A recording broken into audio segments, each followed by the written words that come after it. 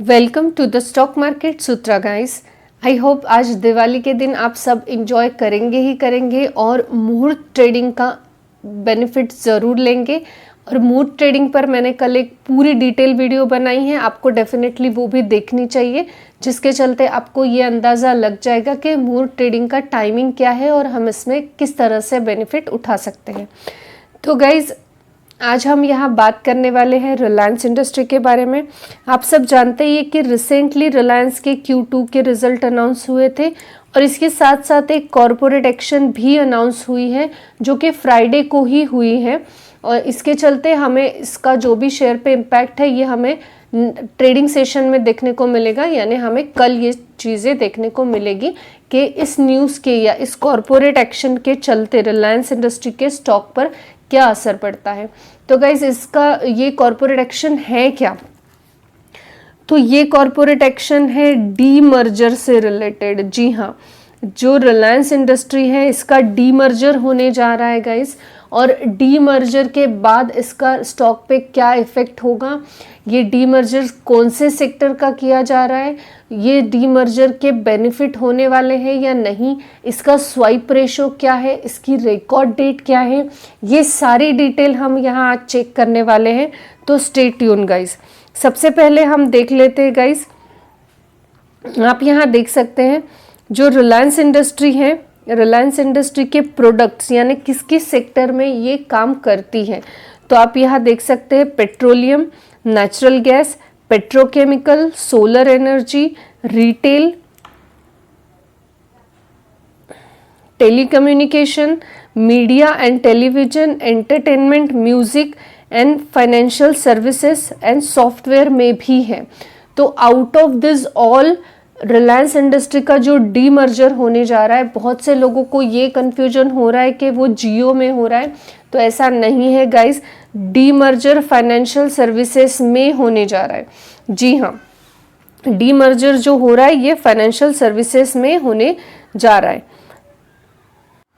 यहाँ पे आप देख सकते हैं गाइस, जो रिलायंस है वो demerge and listing financial services business as a Jio financial services, यानी फाइनेंशियल सर्विसेज है ये रिलायंस इंडस्ट्री में से अलग हो रहा है, डीमर्ज हो रहा है और उसका नाम जियो फाइनेंशियल सर्विसेज रखा जा रहा है।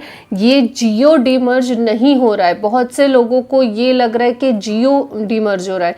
तो गाइज हमने देखा कि जो रिलायंस इंडस्ट्री में कौन कौन से बिजनेस है, उसमें फाइनेंशियल सर्विसेज से एक बिजनेस है, टेलीकम्युनिकेशन बिजनेस अलग नहीं हो रहा है। टेलीकम्युनिकेशन बिजनेस अलग होगा तो जियो अलग हो रहा है।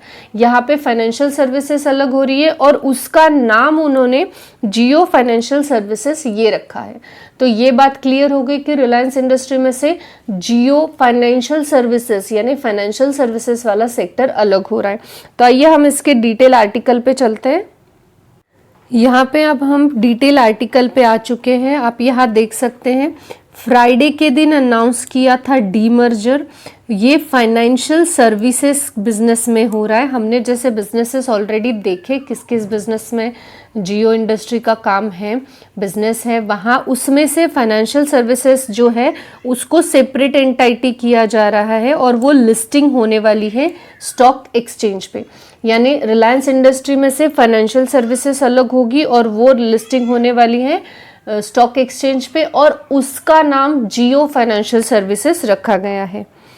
इसके बाद अगर हम इसको स्क्रॉल डाउन कर लेंगे थोड़ा, तो यहाँ आप देख सकते हैं गाइस, जो जियो है, रिलायंस फाइनेंशियल सर्विसेज है, सॉरी, जो अलग हो रहा है, इसका जो ओवरऑल बिजनेस में कंट्रीब्यूशन है, यानी अगर हम इसका टर्नओवर देखेंगे गाइज यहाँ पे, तो आप देख सकते हैं इसका टर्नओवर जो है फाइनेंशियल सर्विसेज बिजनेस का, ये मार्च महीने तक का 22 मार्च तक का 1386 करोड़ का है सिर्फ।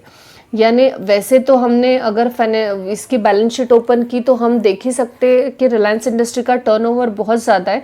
तो आउट ऑफ ऑल ओनली 0.3% का टर्नओवर हमें ये दिखा रहा है फाइनेंशियल सर्विसेज।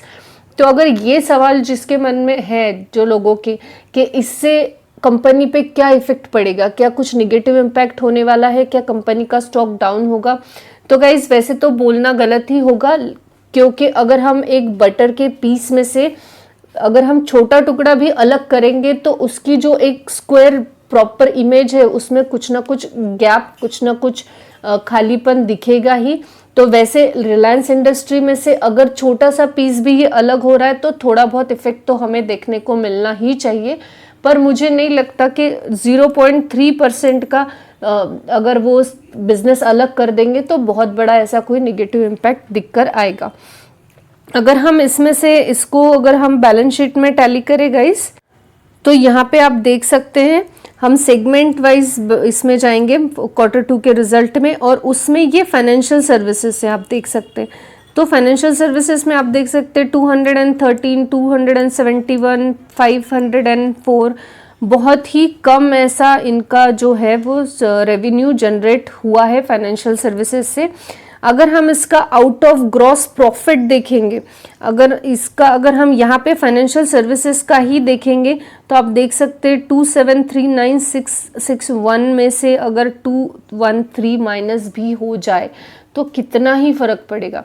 अब आप सोच रहे होंगे कि 1000 एंड कितना था 1387 करोड़ का डिफरेंस बताया जा रहा था। तो 1787 करोड़ का डिफरेंस ईयर ऑन ईयर बता रहे हैं, ये हम क्वार्टरली देख रहे हैं और आप देख सकते हैं। तो इतने बड़े सेगमेंट में से इतना सा अगर कुछ माइनस हो भी जाएगा तो आई डोंट थिंक के बहुत फर्क पड़ेगा, लेकिन डेफिनेटली फर्क तो पड़ने ही वाला है। अब कुछ लोगों के मन में ये चीज़ है कि हमें इस डीमर्जर के बाद पैसे मिलेंगे। तो गाइज रिलायंस इंडस्ट्री ने क्लियर बताया है, देखिए demerger will be done through share swipe, ठीक है, arrangement, no cash will be involve, यानी आपको डीमर्जर के बाद कोई भी कैश नहीं मिलने वाला है। हाँ, आपको डीमर्जर के बाद शेयर्स मिलेंगे और वो शेयर्स होंगे जियो फाइनेंशियल सर्विसेज के। जी हाँ, आपको डीमर्जर के बाद जियो फाइनेंशियल सर्विसेज के शेयर मिलने वाले हैं। तो इसके आगे लिखा है स्टेटमेंट में, share holder of Reliance will be get 1 share of Jio financial services for every share held by them. इसका मतलब ये नहीं है कि आपको बोनस मिल रहा है, आपको रिलायंस का ही एक और शेयर मिल रहा है, बिल्कुल नहीं गाइस, आपको शेयर मिल रहा है वो जियो फाइनेंशियल सर्विसेज का।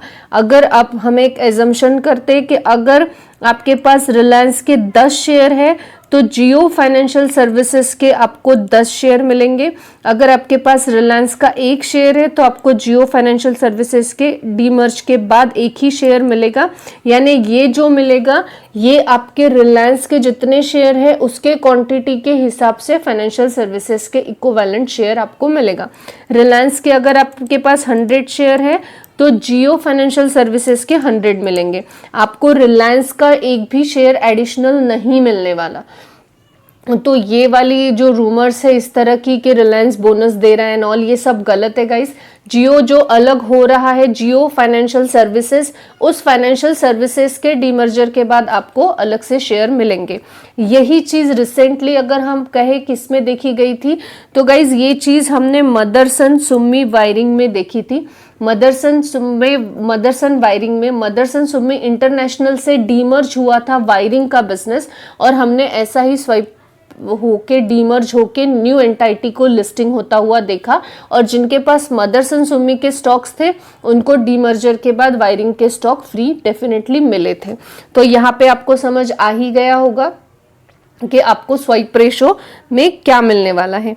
इसके बाद अगर हम बात करें कि ये जो जियो फाइनेंशियल सर्विसेज है ये बिजनेस क्या करता है, ये करेगा क्या, तो गाइज यहाँ पे इन्होंने क्लियर दिया है कि insurance, payment, digital broking and asset management जैसे सेक्टर्स में ये काम करेगा।